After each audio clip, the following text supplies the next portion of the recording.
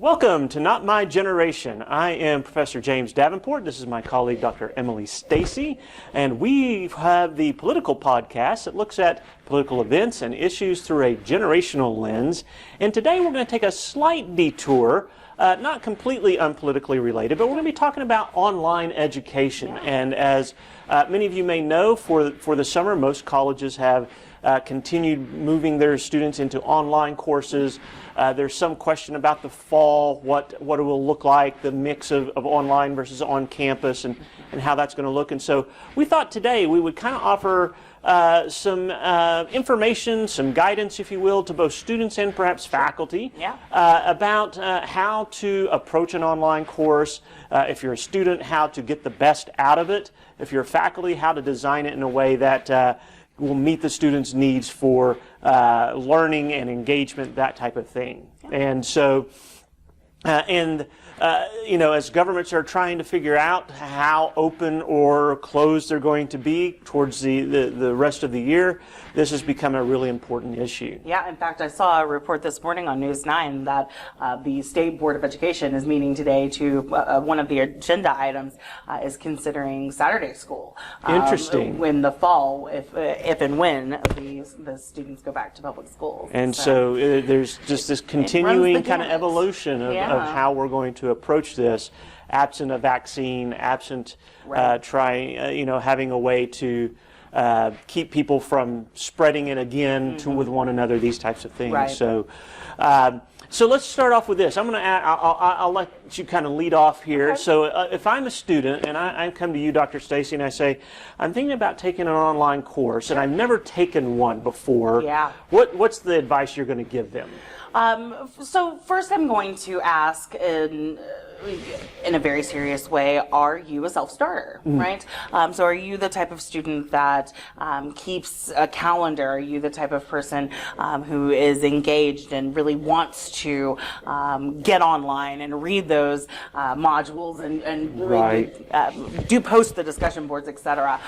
Because if you're not, if you're the type of person who listens and learns audibly, needs to have that class interaction, needs to have peers next to you as you learn, maybe to ask questions after class, maybe form study groups. It's a lot more difficult to do so online in a way, right? Depending on how you have, as the instructor, have set up the course for interactivity. Sure. So, number one, I'm going to ask you, is it for you? If you've never taken one before, I do think that most students should get their toes or dip their toes into the field of online. And unfortunately, at this point in time, we've basically thrown you into the water, right? You don't have much choice. Right. But when you do have the choice, it is important to know what kind of learner you are. Sure. And if online is going to work for you. I tell my students that online courses require a tremendous amount of self-discipline. They do. You have to be on top of things. You have to be knowing when things are due, making sure you're keeping track, like you said, of those assignments, due dates, all of this kind of thing, because it can get out of hand real quick because you don't have that professor in class reminding you of things. You don't have fellow students talking about, hey, did you get that assignment done yet? That type of thing. And so you really have to be focused on that. So beyond, is it right for you? Starting early. That is always the biggest tip that I can give any student. And so that, and again, it goes both ways for both instructors and instructors and students. As a professor, I like to put my online classes, really all of my classes, up at least a week before the class actually starts, and allow students to get to know the syllabus, get to look at the due dates, get to know class expectations and the standards that I'm going to have for this class, to allow them to make the decision, right? Whether or not they're going to make it in this 2-week interim course, or this 8-week fast track class, or this full 16-week course, right? So start early, start very early. As soon as you can open that course and look at that syllabus, engage with the calendar, do so. And as a professor, please make sure that you're letting your students do that. Right. Accessibility is critical, and it's going to really save you some time in the end as well during AWs and perhaps even final grades, because you're allowing those kids to interact with your content beforehand, and they can, again, make that adult decision. Right. This is way too much work for me. Dr. Stacey's crazy. I'm gonna go find somebody else who's less stringent. I think we've both taught an interim course this summer, and one of the things that I always find interesting, because I try to do the same thing, I try to get it opened up where at least by the Friday before the course starts the next week, they can get in and start moving around. And I'm always struck that there's always, a handful of students who come that Monday, they will have done a tremendous amount of work. I go back in there and I'm looking, oh my gosh, they took the weekend and they knocked stuff out. And so you do have students who will take advantage of that. And quite frankly, those students tend to do really well in the course, right? Those are those self-starters that don't need to wait. One thing I would suggest too is if you run into something you don't understand, if there's something that you don't find quite clear in the syllabus or an assignment, the instructions you don't quite get, don't hesitate to email the professor and ask for clarification. Don't just try to muddle your way through and try to hope I got it right. Get clarification, and that communication with the professors is really important, especially in an online class where you don't have direct access to them in a classroom setting. And on the other side of that, professors, you need to be responsive to those emails, right? And listen, I get it. Sometimes you get tons of emails and you might not, but for these online students, that's really their direct means of getting a hold of you. And so being accessible and being willing to respond in a timely manner becomes really important in those situations. Yeah, absolutely. I got a phone call yesterday for my summer class that begins on Monday. A student wanting to clarify the Connect code and all of that good stuff, which is always a fun little caveat that we in American federal government classes have, the good old Connect code. Exactly. So we had to navigate that yesterday. So again, it's a case in point. Put your content up early and make it accessible to those students, and they will engage. As Professor Davenport said, you will be shocked to see how much homework gets done and how many questions you will get answered, and things that you might need to clarify on the website. If it's not clear for one student, it may be you, right? It might be a communication problem on the part of the professor. One of the things I do, especially for my 16-week online classes, is the first couple of weeks I'll hold some online Zoom sessions, kind of orientation sessions. And so, and I take up my week and I try to offer them specific times, a variety of times that we can sit and discuss and just go over the syllabus,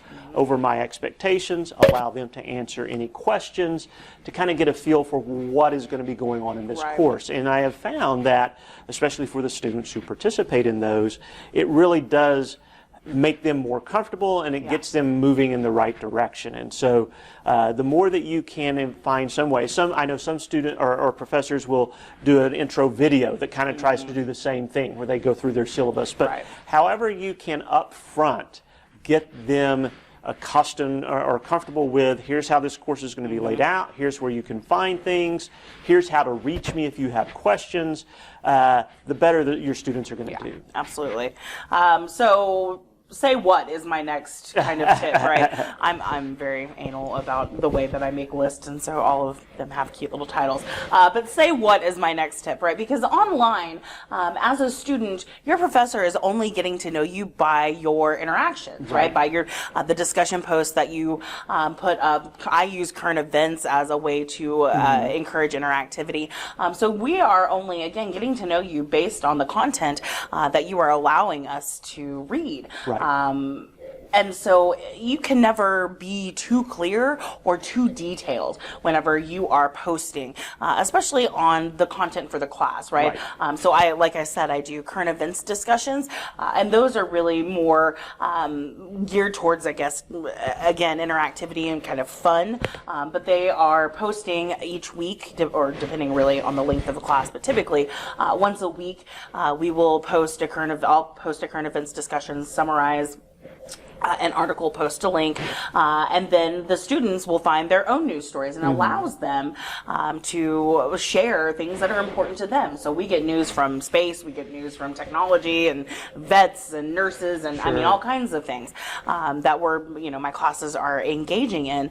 But again, your professors are only getting to know you by what you're posting, and so you can never be too clear and too detailed, particularly on those chapter or concept discussion posts. And if you are doing a discussion post, it's really important that you make sure you understand what the professor expects from you in that discussion, right? Yeah. What kind of engagement do they? I know I do, and other professors do this as well, where it's not just enough that you respond to the material, but you also engage with your fellow classmates, right? A lot of professors will set up to where that's part of the requirement for getting full credit for those activities. But make sure you understand going in, what is it that my professor is looking for out of my engagement with this activity? And that leads me to a pro tip, right, for the professors out there. And a lot of us have been moving more towards institutional assessment standards, but making sure that you have just rudimentary rubrics for these students to follow. If I get a 15 out of 25 on a discussion post, I want to know what I missed for those 10 points. And so I make sure to have a rubric for those students, and it would have been a situation where they did not respond to two of their peers and simply did the bare minimum for me, and they would be able to see that rubric, say, oh, I need to do this component, and that's why I missed these points, and then they can make it up on the next go round. So professors, it's really important to have those standards and make them, again, accessible for your students. As clear of instructions as possible, so there's no room for misinterpretation by the student as far as what they're looking for,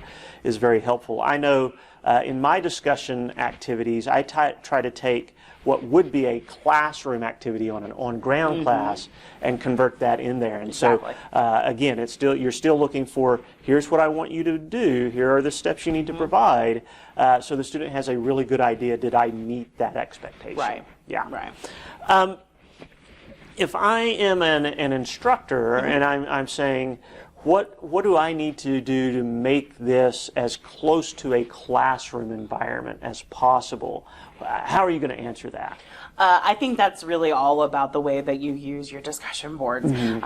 I'm very heavy on interactivity. You know, I love my on-ground classes. I love my online classes too, if you watch it, however. You feed off the energy with meat in the seat, I like to say.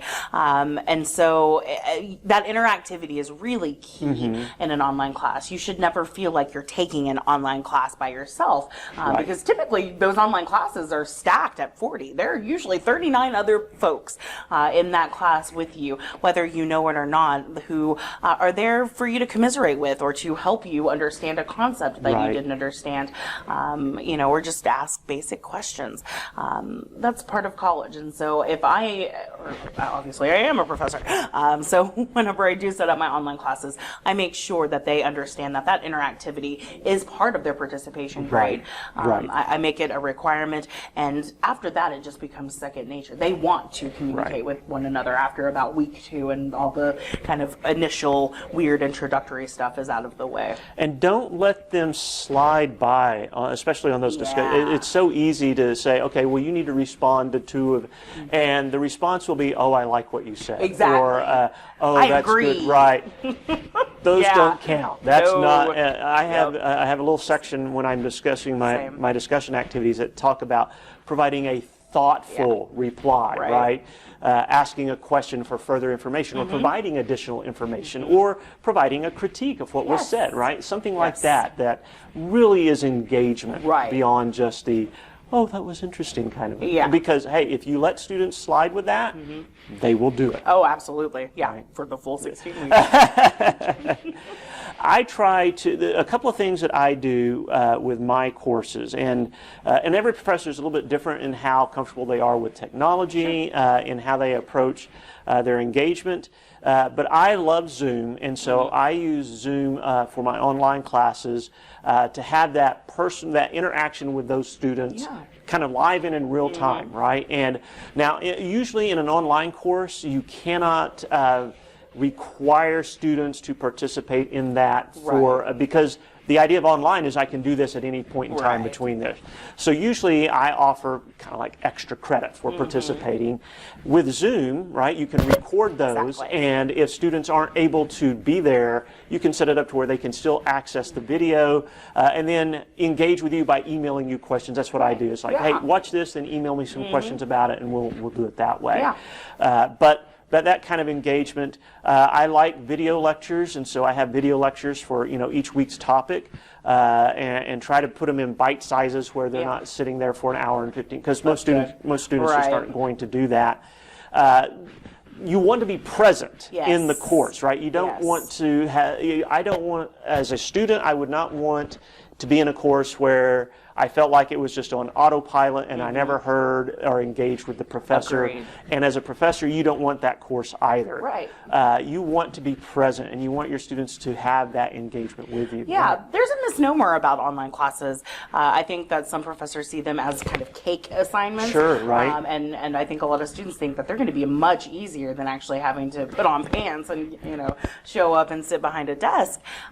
They, as you said before, they require a lot of dedication and a lot of work, and sometimes more time and effort, certainly on the part of the professor. I feel like I work a whole lot harder in my online classes, and I work pretty hard in my on-ground ones. Yeah. But there's just something about the theater, the theatrics of lecturing that don't feel like work, I guess.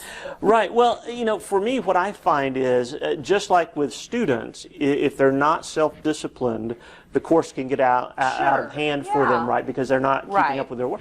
But it's the same thing on our end. If you've got lots of assignments and you're trying to keep up with grading, you've got to be disciplined as the professor to make sure, because it can be real easy if you've got multiple discussion questions going and other things going to, you're 2 weeks in or 3 weeks in and you forgot to grade that first discussion post, and now students don't know exactly where their grade stands, that kind of thing. So you've got to be as disciplined as the students on that end of making sure that you're keeping up with that grading. And it can, again, if you're like probably Dr. Stacey and myself, I've got tons of assignments going on all the time for them, and so keeping up with that becomes really important. Yeah, absolutely. What are the biggest traps, either for students or for professors, you'd say, in an online class? What can trip you up if you're not watching? I think just kind of time management, really, on both parts. It's really easy if you're taking an online class and working a job and have 2 kids and all of that good stuff, to think, it's just one day. I can do my homework this next day, or I can wait another day to take that exam, and that time management kind of gets out of hand. And the same thing for a professor, right? As you just stated, the grading for those online classes can get a little bit daunting, certainly. And so really using your time wisely, making sure that you have a set schedule. So this is the day that I'm going to sit and check in with my online class. This is the day that I'm going to do my homework. I'm going to look at my projects and those expectations that we spoke about earlier. And I'm going to set those things in my calendar, whether on my phone or on my laptop, etc. Whatever technology I use that alerts me every day to these deadlines, I'm going to set those things up as soon as possible and begin scheduling this class. Exactly. One of the things that I would mention too is that take advantage of the resources that are provided, right? And so lots of professors will put lecture notes or lecture slides, the video lectures like I mentioned. Take advantage of those resources. They're all going to be there helpful to you to be able to learn the material and do well. And so, don't try to skip by that stuff, right? A lot of times that extra material that they provide might be the crucial piece to actually understanding and doing well in the course. Right. Your professors don't waste their time putting things up just for their own benefit. If we have hand-selected an article for you or a documentary for you, etc., there's a reason why we want you to consume. Exactly. Right. Exactly. What are some of the advantages, do you think, of an online class? Are there advantages to it versus, say, a traditional on-campus class? I think the kind of choose your timing part is definitely a little bit more flexible, obviously, in an online class, which is their draw. Obviously, you're not having to come somewhere at a set time, set date. You kind of jump through the normal hoops of education. So that is definitely a pro, but it, again, can also be a con if you are not a person who is adept at time management. I think that online classes do provide more opportunities for in-depth research because you're already independently learning, right? I think it does help that curiosity, and so a lot of those online students will go deeper than a traditional student, right? So, for example, I give a debate paper. We do a great debate in all of my political science, 11, 13, all of my government classes every semester, and my on-ground kids will get very into it, so maybe I'll get 5, 6, 7-page papers. My online kids consistently produce 10 to 12 to 15-page papers. Wow. And so I'm not sure what it is about that independent learning or independent study, but they do tend to, just over the 7 years I've been doing the debate, they do tend to produce consistently longer and more in-depth work. Wow, interesting. One of the things that I have, and I don't do this, and I don't know too many professors who do, but I have heard of some, and I'll ask you about this. So for your course material, right, some professors I've heard will open it up and like everything will have a due date towards the end of the course, right? I don't do that. I've got due dates that are throughout the week, and each week has assignments that are due, and if you don't get them done, you've just missed those assignments, right? And I think that, for me, that helps prevent students from procrastinating, right? If they know, hey, things are coming as I'm moving through, they're not saying, you know what, I can forget about this course for 4 weeks and then come back and try to rush to get everything done. I feel the same as you. I don't understand. I would love to meet a professor who just opens everything up on day one, because that just encourages those kids to whip out and whip through the final exam in the first month of your course. I don't know that is quality education, right? Some kids learn quicker than others, or some students are going to engage with content better than others, but it feels like a disservice. So, like you, I do the same thing. I scatter everything so they can see the content, but they can't take that quiz until the way that I structure my classes is everything is accessible on the first page, and that's one of the great things about Canvas is that you can build these modules and you can add assignments underneath and add quizzes underneath and add your lecture slides and different pages, etc. So my students just need that one home page throughout the entire semester, and that's going to take them to all the places that they need, which is very helpful for them. At least I would think so. Kind of a one-stop shop situation. I have a lot of material that is open and available. Usually, like tests and stuff, will have a shorter time frame and whatnot. I don't mind students who try to move ahead. Again, usually the students who do are students who are going through the material and actually grasping it, right? But yeah, if you have like one due date for a group of assignments and it's towards the end of the course, that just encourages that procrastination, I think. And, agreed. And my assignments kind of, especially for the tests, those tests are built off previous assignments, which all have times that they've got to get done too, right? And so I would never encourage a student to, just go take the final and don't worry about the rest of the stuff before it, right? That's not going to work. No, definitely not. So yes, I'm very much in favor of our way of right. Well, it is certainly, you learn by experience, right? And you learn what works and what doesn't work, and students are the same way, right? A student who's taking an online class for the first time, there's going to be a learning process just understanding how this plays out. Some students may find, I really like this, and some students may find, I really prefer being in the classroom. And I know Dr. Stacey and I both are classroom professors. We like being in the classroom and engaging with students. And so we try to design our online courses to provide that same kind of experience of you feeling like, even though you're alone at your computer, you're not really alone. Right. And I think that really is important. I don't believe that education is a spectator sport. Agreed. Right? Yes. It is a sport in which if you want to learn, you need to be fully engaged and fully involved in that process. And it helps when you know others are as well. Yeah. Agreed. I couldn't have said it better myself.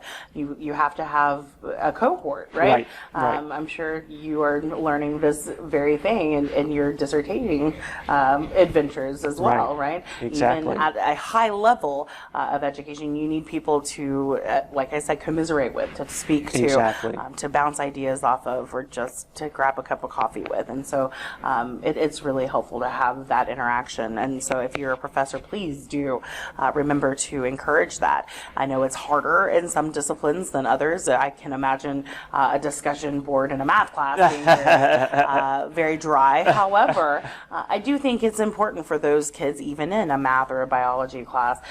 We have a really an advantage here in the social sciences. Sure, we can right. argue about everything. There's no shortage of topics to throw out there. Online, but you can't argue, a quadratic equation. I guess you could, but theoretically.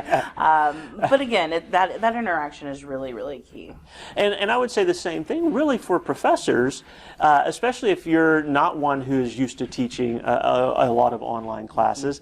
Take advantage of your faculty who have done that. And if you have questions, and even if you are experienced, right, we can learn from, we're both experienced in doing this, but we can learn from each other too, and others. So if you're a professor doing this, talk about through ideas with your faculty, and talk with the professionals. We have a whole staff dedicated to helping faculty design their online classes. Talk to them as well.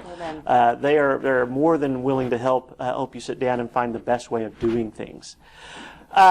Any last thoughts before we wrap up? No, that just made me think, may Chuck and Travis and Dana be with you. Yeah, exactly.